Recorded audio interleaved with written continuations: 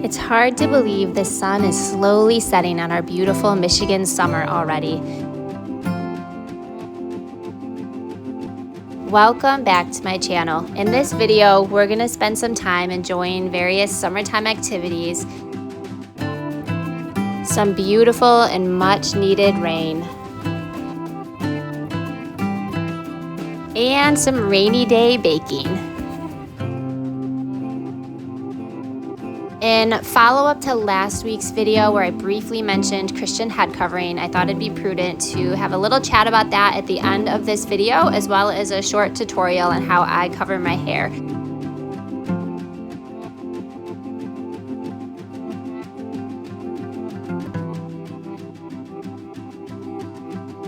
Of course, no summertime is complete without lots and lots of trail rides. This one in particular was extra special because I was able to bring Eve along. She doubled up with me on my old mare and we had such a fabulous time together. We have been having such a dry summer. You can see here in this short video how green and lush the garden is and all the grass around it, and how brown and crunchy it is everywhere else. So when these clouds started to roll in and it started raining, we were absolutely thrilled. I was happy to have a break from watering the garden.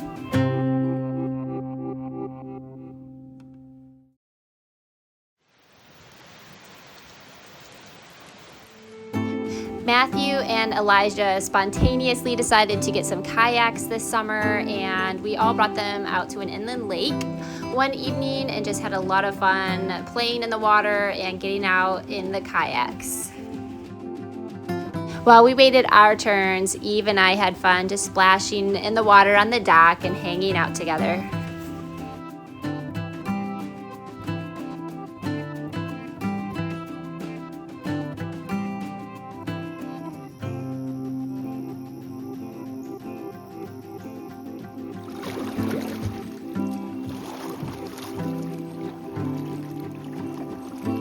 As much as I love the water, I'd rather look at it than be on it. So I gave it a try, but it definitely was not my favorite. We were blessed with this beautiful sunset after we got home. Another rainy day came. I was so thankful for it.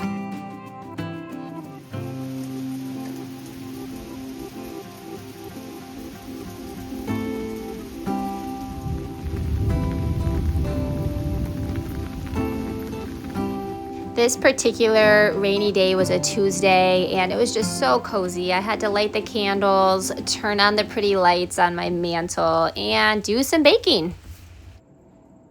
It is a rainy morning here, which is super nice. We've needed the rain. I love stormy mornings. So instead of being out in the barnyard getting chores done, those are gonna have to wait till later. I'm gonna make up a quick batch of granola. We're getting pretty low on groceries. This week we need something to munch on until I get to the store. And it's just been too hot to do a lot of baking lately, so I'm excited to throw this together. Fun recipe in this cookbook. I don't even remember where I got this, but I love it. There's some really good recipes in here, so maybe you could look it up on Amazon. I'm not really sure, but I'm gonna get that started.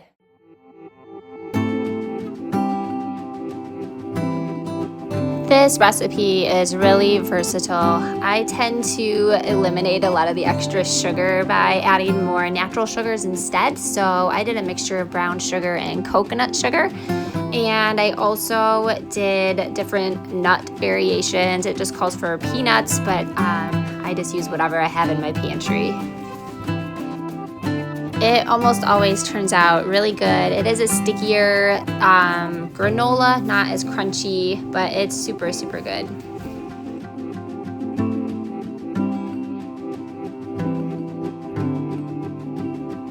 Another fun thing we did this summer was to take Elijah and Eve with us to a place called the Chicken Shack. It is seasonal and they have the best chicken wings, and I'm not even a wings girl, but we had such a fun evening after we finished eating and got our hands cleaned up.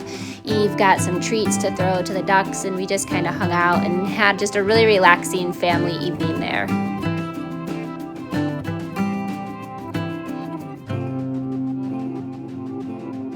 Sometimes it feels like the summer flies by so quickly, and if we're not careful, we can lose these kind of moments. We have to be super intentional about planning out times like this. For various reasons, our family is not able to go on a lot of vacations, so it's really good to do a lot of these little things. And we've learned over the years that lots of little things sure add up to big memories. I think I wear this shirt a lot. I love it. Love it. Anyway, today we are going to have a little bit of a chat about head coverings. You can see that I am wearing one today. It is Wednesday. We have church tonight, and in lieu of last week's video where I briefly mentioned the topic, I thought it'd be really prudent to follow it up with a lengthier chat on it. I thought maybe I would start with a little background on my upbringing. I was raised in a Christian home. We mostly went to Baptist churches, and there was a time we were going to just a non-denominational Bible church, which is what I am part of now. Growing up, anytime the church doors are open, we were there, unless there was a good reason not to be, like illness or traveling or something. In all of my years, I never remember hearing anything spoken or preached about on the topic of Christian head covering. It was like that section of the Bible, 1 Corinthians chapter 11, didn't exist. That part of it, I should say, because communion follows right after head coverings, and we definitely did practice that. Several years after I was married, my husband and I and our two oldest kids, Abigail and Elijah, this would have been before Eve was born, we lived very close to an Amish community, and we were very involved with them. Actually, it's kind of cute. Our daughter Abigail, when she was little, if you said, "What do you want to be when you grow up?" You know that question.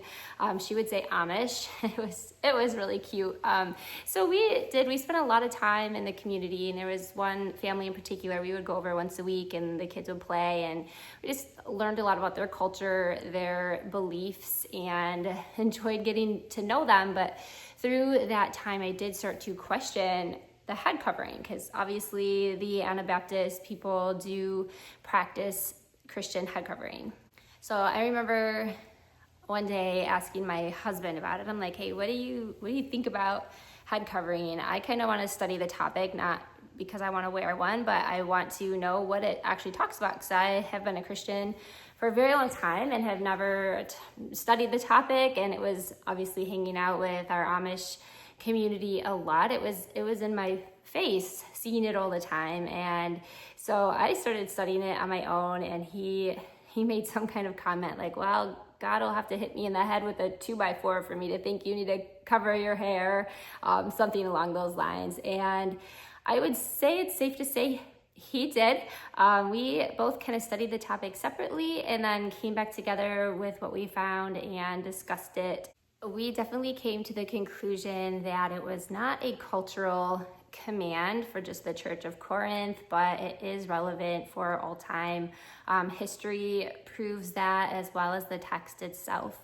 But one area I'm still studying personally is the when. Obviously, it does say while praying and prophesying, but is that for all the time or just corporate worship times? And at this stage, my husband believes that it is for corporate worship only, based on context, which is how I do practice it. I am definitely open to continuing to study the time of that. It's always fun to study these harder subjects and to learn and to continue maturing in our faith and obeying what the Lord has.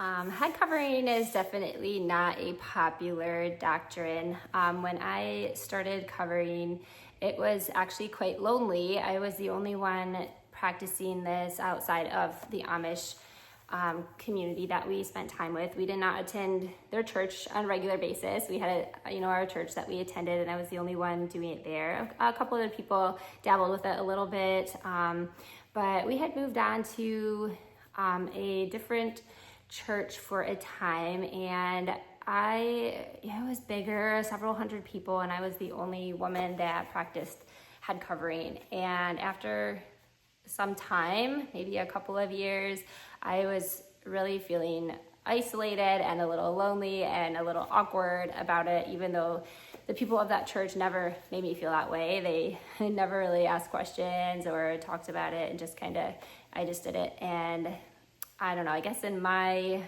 own personal failings here as a human, I began to not enjoy standing out in that way, and I ignored that command for a time, and I stopped wearing my head coverings. It was very uncomfortable, but after a while I kind of got used to that discomfort of not wearing it and just kind of ignored it. But the Lord can continue to prick my heart and open my eyes back up to the fact that I should still be doing this. And so after a period of time, I did start to cover again. Some interesting history facts that helped us learn and discover that head covering is not cultural but is relevant today is the fact that in our country, head covering was practiced in virtually all churches until the 20th century. The date's pretty interesting because it does coincide with the beginning of the feminist movement. About like the 1960s and 70s, the practice of head covering is significantly declined. The National Organization of Women, a feminist organization, had a national unveiling where they had women bring their head coverings to the task force chairman, and they had a time where they burned them all. I found that incredibly interesting. It is safe to say that the National Organization of Women did achieve what they were going for when they burned the head coverings. I think that during the feminist movement, there was a big idea that women were second-class citizens, which is not biblical. We do have different roles that God gave us, but we are just as significant and important. My husband and I like to say different roles, same value. That's something that we believe strongly. Thing that we learned in our study is as you read, which I would encourage you guys to do, is get your Bibles or look it up online. You can read 1 Corinthians chapter 11. And in our English language, we have one word for cover. And so it can be a little confusing to grasp the full meaning of this section of the Bible. But through the study that I did and my husband, we found that in the Greek, there are actually two different forms of the word cover that are being used there. And one does talk about your natural covering, which is your hair. There's another form that is talking about a cover that can be taken off and put back on. Also, Paul is talking about specific times that we're supposed to wear a covering. So it would be safe to say that he's not talking about our hair as a covering, but a covering that can be taken off and put back on based on the times that it's supposed to be worn. It is not an easy topic to talk about. Unless you are part of an Anabaptist culture, it is not super common or considered normal in our current modern American culture to find a Christian woman who practices head covering. So I have learned to just be okay with standing out a little bit when I do cover, and to understand that it's okay not to blend in. We're actually not supposed to. The Bible tells us that we are peculiar and different, and I need to live in such a way that God calls me to live and obey what his word says to the best of my ability, and always be seeking to learn and mature more in my faith. And through that, I definitely have come to a place where I am okay with covering. It doesn't bother me anymore like it used to, which is really nice. Over the years, I have experimented with a lot of different styles of covering, because the Bible is not specific on how, like a specific measurement or type of covering that we have to wear. I think there's a lot of freedom there in choosing something, as long as it's not like overly flamboyant and attention seeking in that kind of way. So throughout my experimenting, I have found this style to be the most comfortable and quick for me.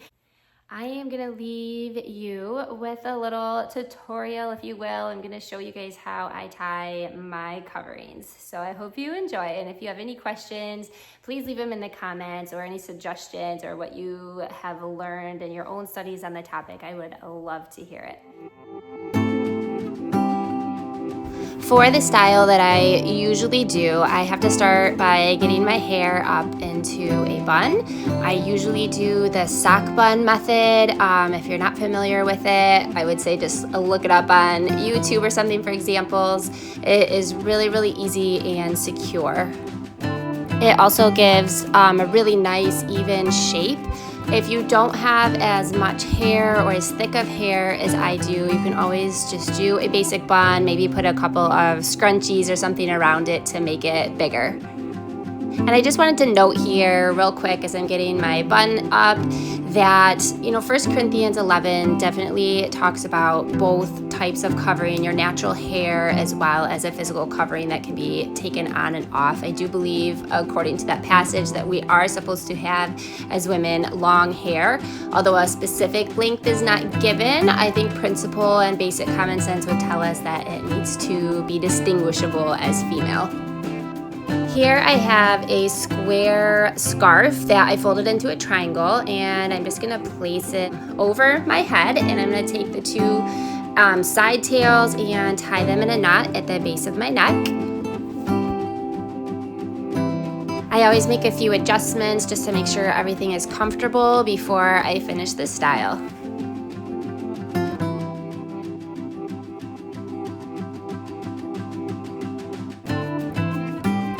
I could just leave it like this. It actually looks kind of pretty, but I do find that having 3 of those ends of the scarf hanging down just get in my way. So I typically will take the 2 side tails there and wrap them around my bun. And then I just take those 2 ends and tie them in a little knot at the base of my neck as well. Sometimes I tuck in that final bit of fabric too. When that's done, I just continue to make a few more adjustments here and there, loosen it up a little bit to make sure everything is comfortable. I wasn't overly happy with how it looked or felt, so I really quick took it down and re-tied it much better.